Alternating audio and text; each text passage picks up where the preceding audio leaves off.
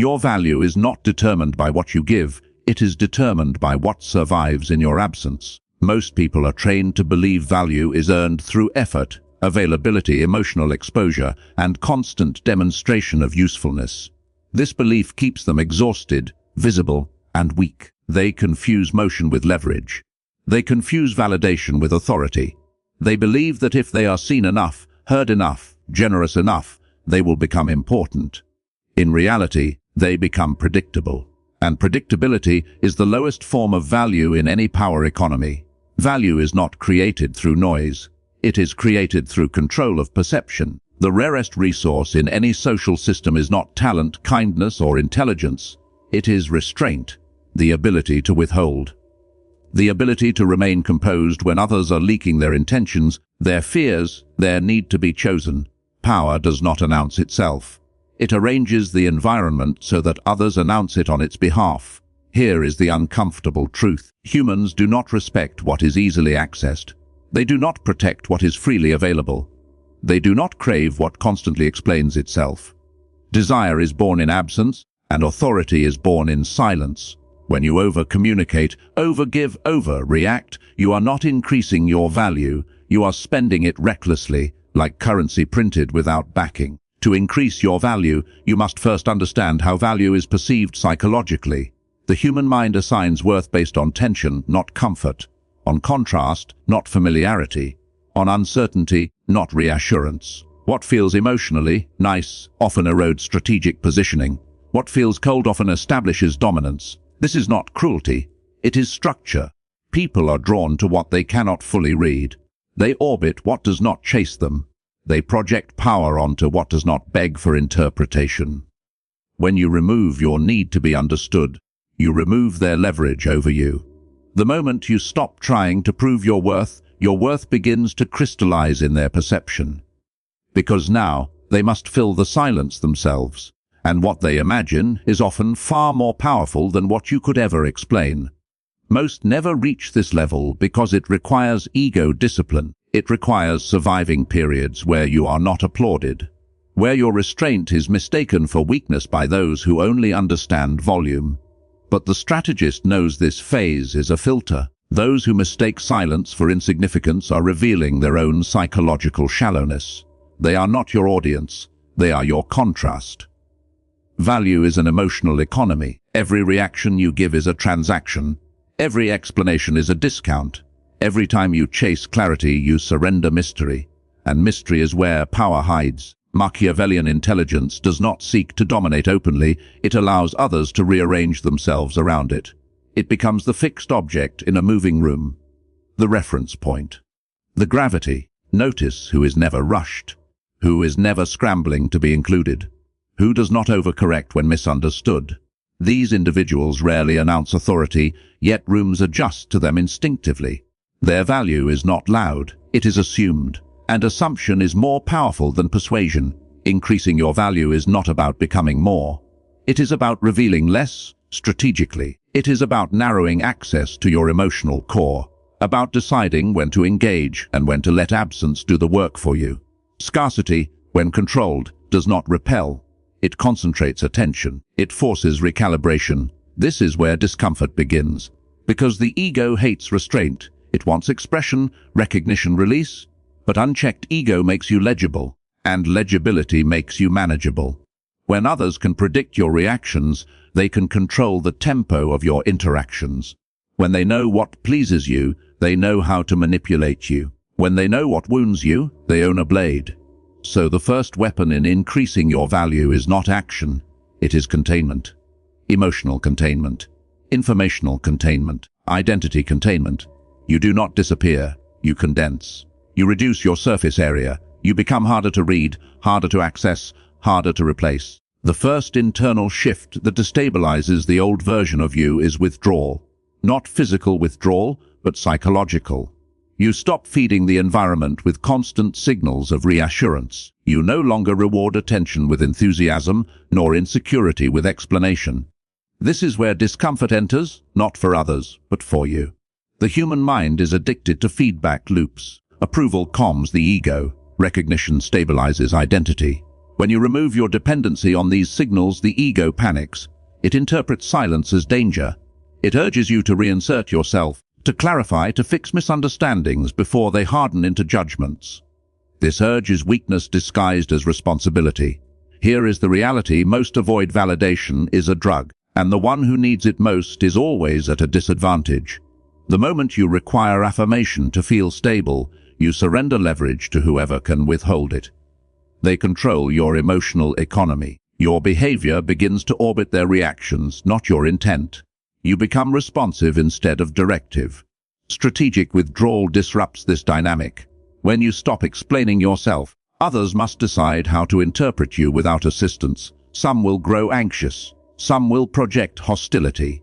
Some will attempt to provoke reactions just to re-establish control. This is not coincidence. It is exposure. Their behavior reveals their dependence on access to you. At this stage, many collapse and revert. They mistake discomfort for error. They rush back into old patterns, over-giving, over-speaking, over-clarifying, because silence feels like social death. But the strategist understands this is a recalibration phase. A psychological vacuum is forming, and vacuums demand to be filled. As you withdraw validation, attention does not disappear. It reorganizes. Those who only valued you for emotional supply drift away. Those who sensed authority beneath your restraint lean closer. Your identity fractures temporarily because it was previously reinforced externally. Now it must stand alone.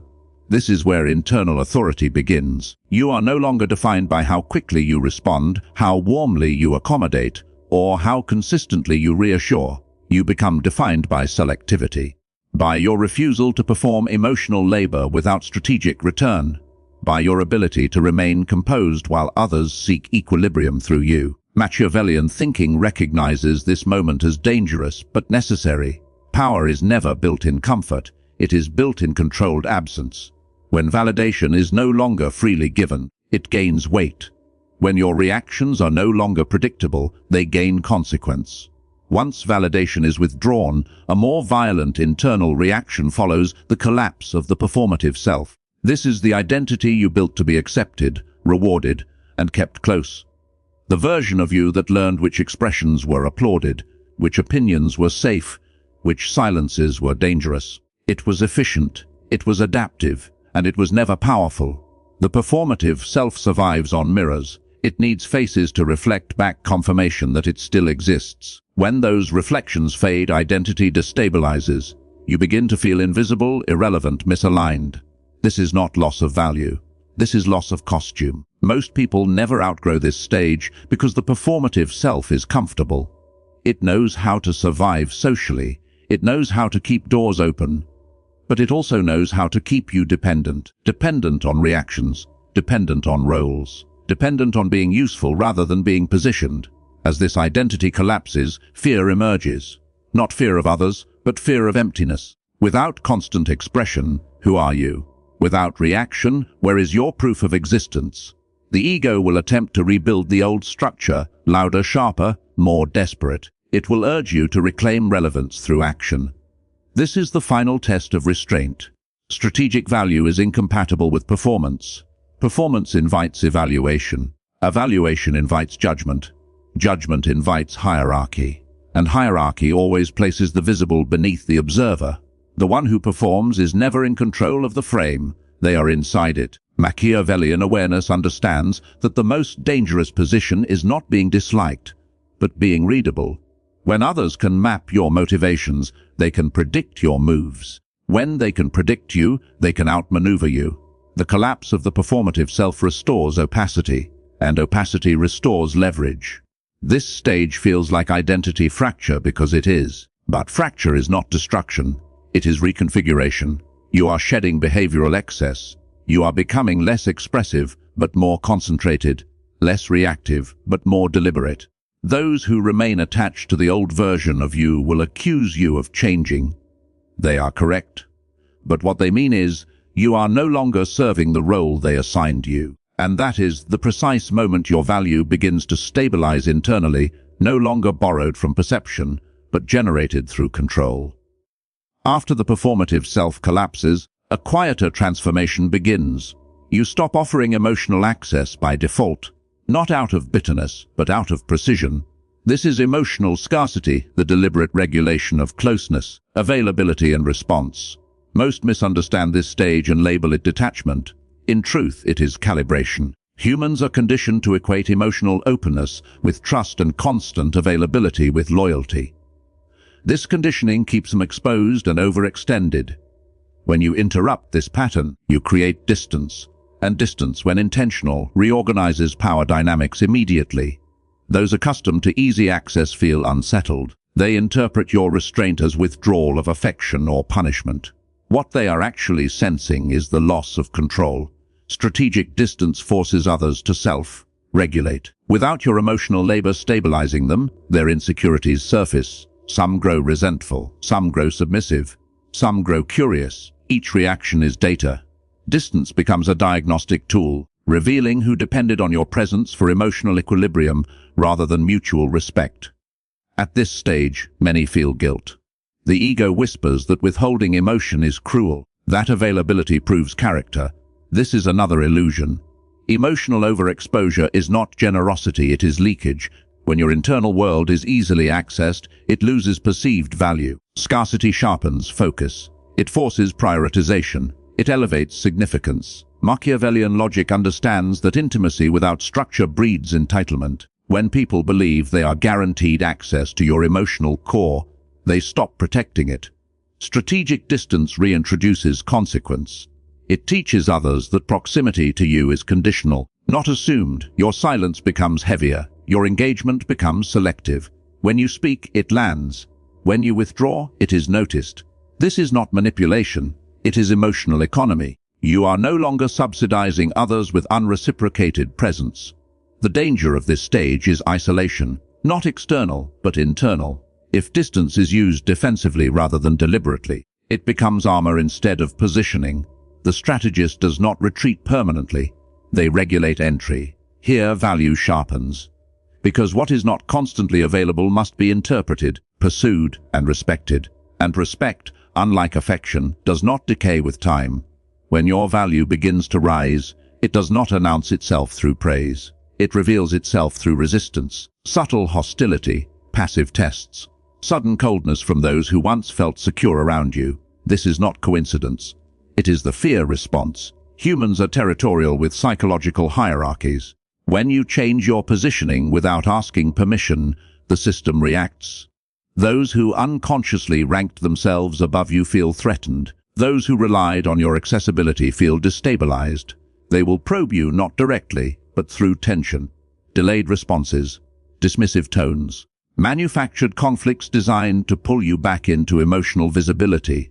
This stage exposes a critical truth. Many connections are maintained not through respect, but through predictability. When you disrupt that predictability, people feel unsafe.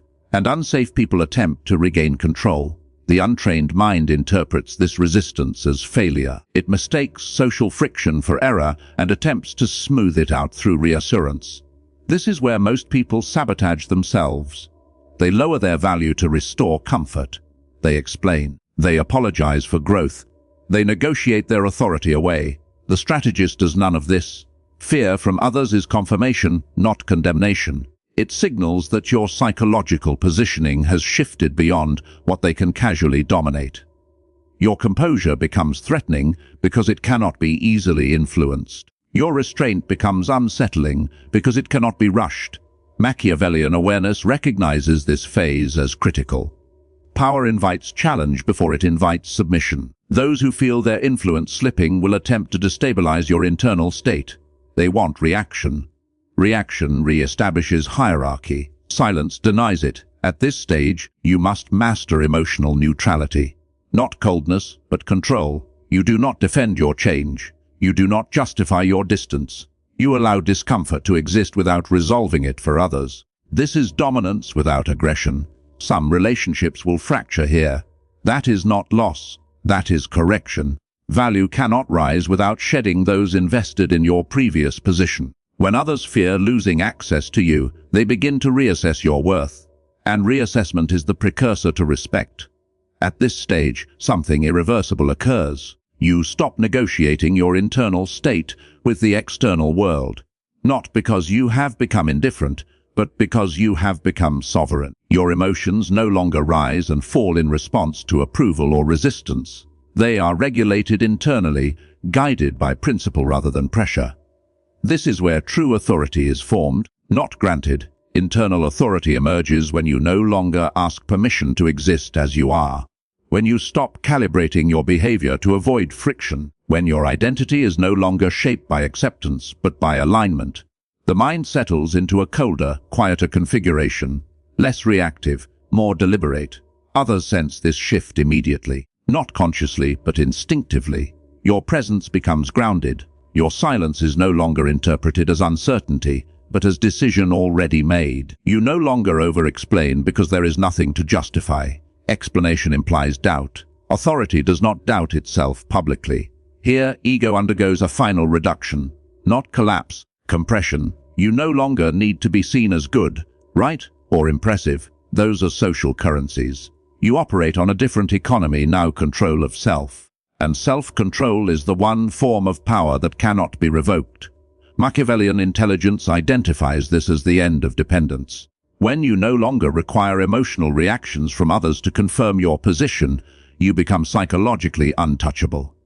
Praise does not inflate you. Criticism does not destabilize you. Both are external attempts to influence internal alignment, and both fail. This is also where loneliness appears, not as pain, but as separation. You are no longer psychologically enmeshed with the environment. You observe it. You engage selectively. You move through it without merging.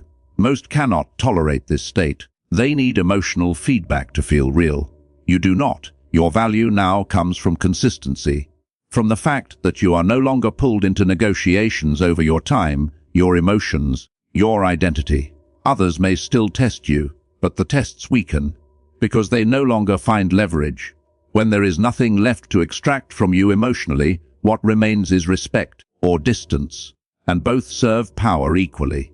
At the culmination of this process, you confront a truth few are willing to face. Human beings are instruments of perception. They assign worth not by inherent merit, but by scarcity, composure, and unassailable presence. Value, once fully realized, is no longer measured in deeds or words. It is measured in absence, in the subtle gravity of restrained engagement, in the quiet authority that forces others to reorganize around you. Most spend their lives exchanging themselves for fleeting attention, mistaking visibility for significance. The enlightened understand that attention is a liability unless it comes on your terms. By now, you have internalized the mechanisms of psychological economy. You understand the transactional nature of emotional labor. You recognize that every expression, every reaction, every concession is a currency that can be spent, hoarded, or leveraged. And you have learned that the highest form of value is not derived from external validation, but from internal sovereignty, the state where no one can unsettle your mind without your consent. This is not arrogance. It is strategic immunity. Yet mastery carries its own haunting weight. The more you control, the more isolated you become in understanding the mechanics of influence. The masses operate through reflex and habit. You operate through calculation and observation. Relationships transform from mirrors of your ego to instruments of leverage. Some will resent it, some will fear it, few will comprehend it.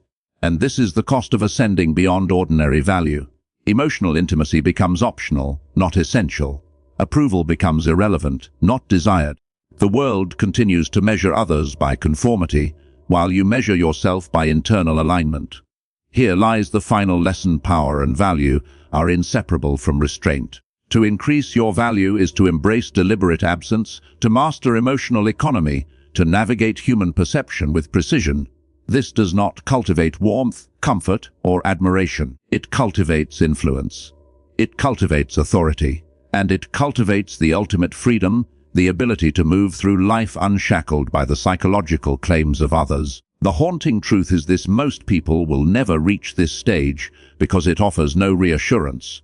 It demands discomfort, patience, and a willingness to fracture the old self. It asks you to embrace silence as a weapon, distance as a strategy, and composure as armor. Those who endure emerge not merely more valued, but impervious to the manipulations that control the untrained. They are no longer chasing perception, they are defining it. And so, the final revelation settles like a shadow over the mind. The one who truly increases their value is not the one who accumulates attention or approval, but the one who becomes indispensable through absence, deliberate restraint, and internal authority. In the end, power is quiet, influence is invisible, and mastery is a solitary architecture of the mind. Those who cannot tolerate the cold will remain manipulable, predictable, and replaceable. You will have learned to stand apart, not for applause, not for love, not for comfort, but for dominion over yourself and the perception of all who surround you.